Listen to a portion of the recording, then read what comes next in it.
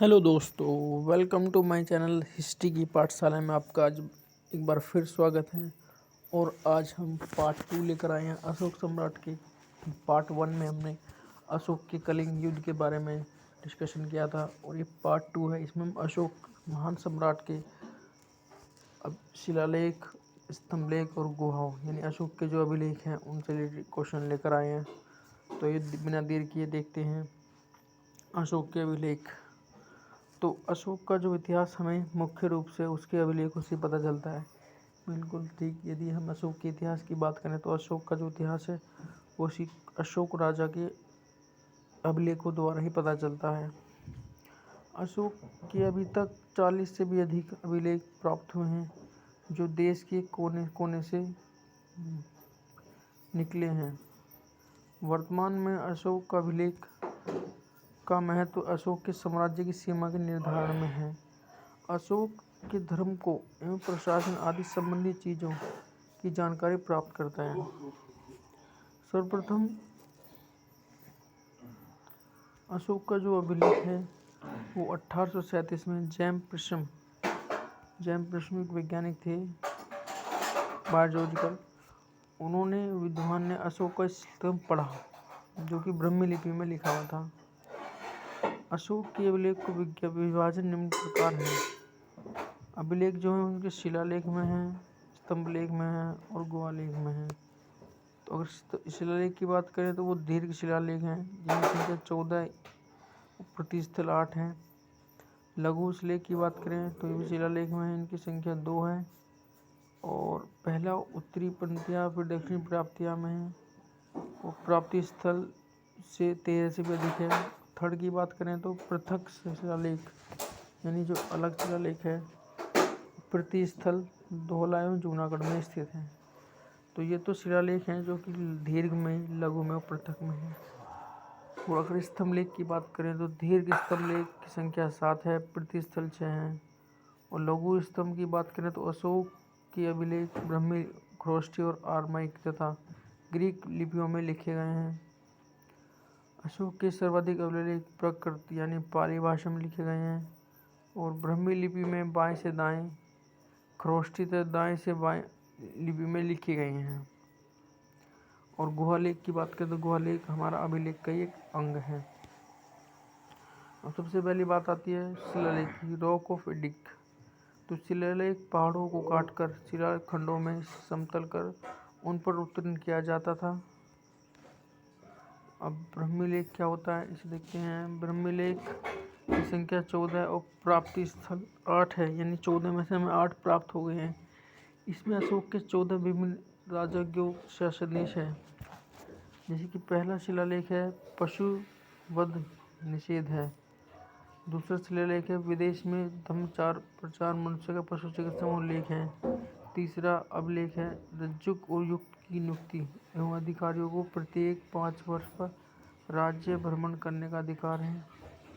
चौथा अभिलेख है धम्म घोष का बड़ी घोष स्थान पर प्रतिवाद करना यानी धर्म का प्रचार प्रसार करना। पांचवा है शिलालेख धम्म मात्राओं की नियुक्ति करना जो धम्म महात्मा है। छठा शिलालेख है जनमालों को निपटाने के लिए प्रशासनिक सुधारों को करना। छठा शिलालेख है अशोक सभी धर्मों के मतों के प्रति निष्पादन यानी अशोक सभी धर्मों को मानने वाला है। आठवां शिलालेख है बोध गया की यात्रा पर उल्लेख एवं बिहार यात्रा के स्थान पर प्रवर्तन है। नवा शिलालेख है सच्चे विद्वानों और शिष्टाचार को वर्णन है। आगे देखते हैं दोस्तों। 10वां शिलालेख है अशोक के उद्गम लक्ष्य और धर्माचरण की श्रेष्ठता पर है। 11वां शिलालेख है धर्म के तत्वों को प्रकाशन करना यानी धर्म के कारणों या तत्वों को बताना। 12वां शिलालेख है धार्मिक सहिष्णुता बनाए रखना। 13वां शिलालेख है कलिंग युद्ध के बाद धर्म विजय की घोषणा। विदेश में धर्म प्रचार। 5 विदेशी राज्य सीरिया, मिस्र, मकदूनिया और एप्रिस और तुर्की का उल्लेख भी इसमें बताया गया है। 13वां जो भी शिलालेख है इसका इम्पोर्टेंट माना जाता है एग्जाम पॉइंट से। 14वां शिलालेख है पहले 13 शिलालेखों का पूर्ण वर्णन तथा अशोक के साम्राज्य में महल के विजित संज्ञा दी गई है। और जो प्राप्ति स्थल है, 14 शिलालेख में 8 भिन्न भिन्न स्थानों से प्राप्त हुए हैं, जो कि शहबाला स्थान है। शहबाजगढ़ी आधुनिक पाकिस्तान के पेशावर जिले में है। 12वां शिलालेख मुख्य रूप अभिलेख कुछ ही दूरी पर पृथक शिलाखंड पर खुदा है और संभवतः यह अशोक के साम्राज्य में शामिल यमन प्राप्ति का राजधानी थी। नेक्स्ट है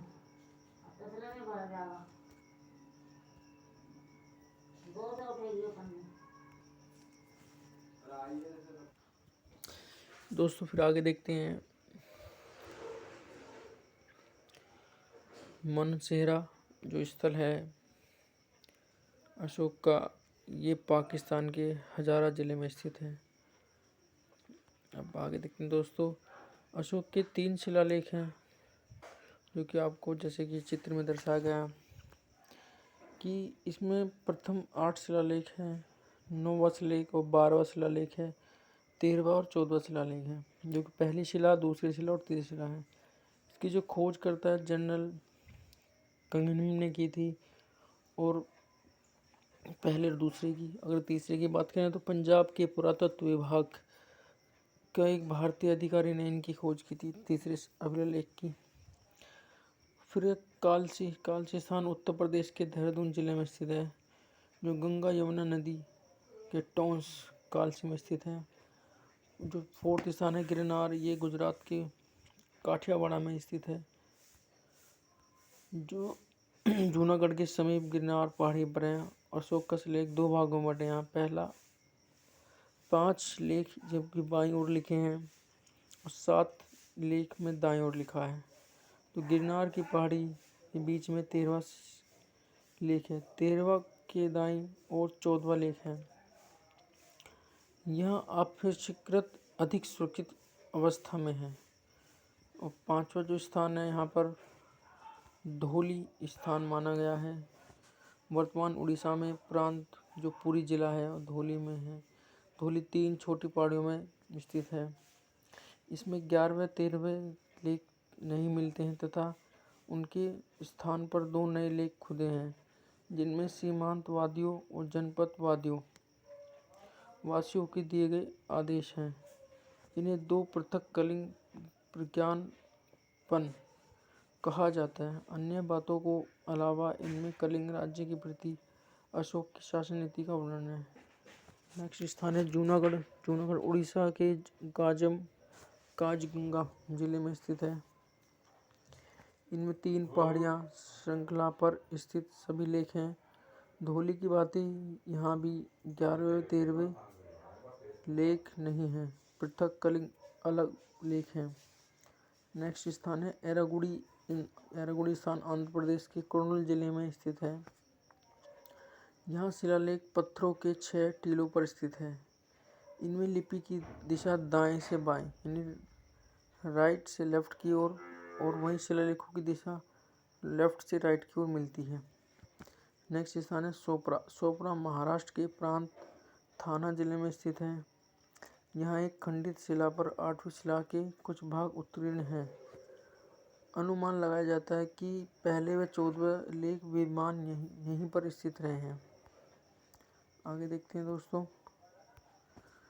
लघु लेख मेनर प्रोक एडिक्स। ये लेख 14वें शिलालेख के मुख्य वर्ग में शामिल नहीं है, इसी कारण से लघु लेख कहा जाता है। पहले इन लेखों की मात्र 3 प्रतियां प्राप्त हुई थी। उत्तरी प्रतियां जो रूपनाव मध्य प्रदेश के जबलपुर में स्थित था, गुर्जरा जो कि मध्य प्रदेश के दतिया में जिले में स्थित है, सासाराम बिहार में है, बाबूपराट राजस्थान के जयपुर जिले में स्थित है, मास्की कर्नाटक के रायचूर जिले में स्थित है, ब्रह्मगिरी कर्नाटक की चित्रदुर्ग जिले में स्थित है, सिद्धपुर ब्रह्मगिरी के मील में पश्चिम में स्थित है, जरहिंगर परमेश्वर जो है ये ब्रह्मगिरी के 3 मील उत्तर प्रदेश में स्थित है, और एरागुडी आंध्र के कुर्नूल जिले में स्थित है। गोबी मठ जो है गोबी मठ से 4 मील दूरी पर स्थित है। और पालकूड ये गोबी मठ से 4 मील दूरी पर स्थित है ये भी। और राजुल मंडगिरी ये आंध्र के कुर्नूल जिले में स्थित है। और अहोरा उत्तर प्रदेश के मिर्जापुर में स्थित है। तो दोस्तों ये कुछ स्थान है जहाँ पर अशोक के प्रमुख शिलालेख मिले हैं। नोट में लिखा है कि भाब्रू थे अभिलेख के अशोक स्तंभ को सम्राट कहा जाता था। और इसमें कुछ अन्य नाम दिए गए हैं। अब आगे देखते हैं कि जो अशोक के शिलालेख थे वो पृथक टाइप से भी बने हुए थे। तो धौला जो जगह थी उड़ीसा के ये जिला में स्थित है। और जो नेक्स्ट जगह हम अब देखते हैं जूनागढ़ ये उड़ीसा के अंजाम जिले में स्थित है। और नोट में यह लिखा है कि इस अभिलेख में कलिंग राज्य के प्रति अशोक की शासन नीति के बारे में उल्लेख है। नेक्स्ट है स्तंभ लेख पिलर एडिक्ट। इन राजज्ञों अथवा प्रगतिपनों की संख्या 7 है यहाँ पर, जो 6 भिन्न भिन्न स्थानों पर पाषाण स्तंभों पर उत्कीर्ण पाए गए हैं। तो इसमें ब्रह्म स्तंभ लिखी भी है जो कि दिल्ली मेरठ, इसमें फिरोज शाह दिल्ली के कुछ जगह शामिल हैं इस स्थान पर। और टोपरा की अगर बात करें तो यह सर्वाधिक प्रसिद्ध स्तंभ लेख है। टोपरा आपने सुना होगा। शुरू में यह उत्तर प्रदेश के सहारनपुर में टोपरा नामक स्थान पर था। कालांतर फिरोज शाह दिल्ली ले गए और अन्य भीमसेन को लाट, सुनहरी लाट और दिल्ली की शिव त्रिकिला लाट और फिरोज शाह की लाट आदि के नाम से फिर जाने लगा। पहले ये टोपरा उत्तर प्रदेश के सहारनपुर में स्थित था। फिर है लोहरिया नंदगढ़ जो कि रामपुरवा चंपारण बिहार में है। और उसके में से एक किले को मिलता है प्रांगण। यह पहले कौशाम्बी में था। अकबर ने बाद में से इलाहाबाद में किले में लगवाया। फिर नेक्स्ट है इसमें लोहरैया भोरेजी जो कि चंपारण की बिहार में स्थित है। दोस्तों मैप के साथ ये दिखाया गया है। आगे देखते हैं दोस्तों कि जो लघु स्तंभ लेख हैं वो अशोक की राजकीय घोषणाएं तथा स्तंभ उनके साधारण तौर पर लघु स्तंभ लेख कहा जाता है। निम्नलिखित में से कुछ स्थानों पर लघु स्तंभ माने गए हैं जैसे कि रांची रायसेन जिला मध्य प्रदेश में है। सारनाथ उत्तर प्रदेश के वाराणसी में है। कौशाम्बी इलाहाबाद के समीप है। रुद्रमदेई नेपाल के तराई में है। और नीलगिरी सागरीय तट पर नेपाल की तराई में है। अब नोट सांची का जो स्तूप है सांची, सारनाथ और कौशाम्बी की लघु स्तंभों में अशोक अपने महापत्रों संग भेदों को रोकने का प्रयास कर रहा है। कौशाम्बी तथा प्रयागराज के स्तंभ में अशोक की रानियों के कारुकी द्वारा दान किए जाने वाले उल्लेख का रानी का अभिलेख भी कहा जाता है, वर्णन मिलता है इस वाले अभिलेख को। रुद्रमदेई से अशोक के धर्म यात्रा किए जाने पर उल्लेख मिलता है। और नीलगोवा के लेख में काको मुनि के स्तंभ के संबंध में जानकारी मिलती है। अब गुहा लेख जो है इनका केव इम्प्रेस जो है ये दक्षिण बिहार के जिले में स्थित बराबर नामक गुफाओं के दीवारों पर अशोक के लेख उत्कीर्ण हैं। अशोक द्वारा आजीविक संप्रदाय के साधुओं के निवास के लिए कुछ दान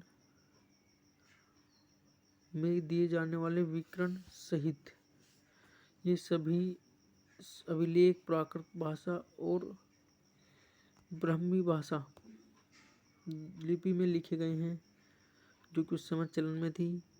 केवल 2 अभिलेख शाहबाजगढ़ और मानसेरा की लिपि ब्राह्मी न होकर खरोष्टी है। और नेक्स्ट देख लेते हैं दोस्तों इसमें कि जो तक्षशिला का जो शिलालेख है ये अरमाइक विधि लिपि में लिखा गया है। नेक्स्ट देखते हैं कि कंधार के पास जो सरेकुला नागर स्थल से यूनानियों तथा अरमाइक लिपियों के लिखा गया है। और काकू नदी के किनारे जलालाबाद के ऊपर स्थित लघुमान नामक स्थान पर आपकी अरमाइक लिपि में लिखा गया अभिलेख प्राप्त हुआ है। तो दोस्तों ये कुछ अशोक के मुख्य अभिलेख थे। वीडियो काफ़ी लंबा हो गया, आपको ज़्यादा टाइम लगा इसमें समझने में, कोई बात नहीं, हम वीडियो को आगे शॉर्ट बनाएंगे और इस वीडियो को ज़रूर देखें, वीडियो को पूरा देखें, ज़रूर भी आपको क्लियर होगा। तो आज के लिए इतना ही। जय हिंद साथियों, धन्यवाद, वंदे मातरम।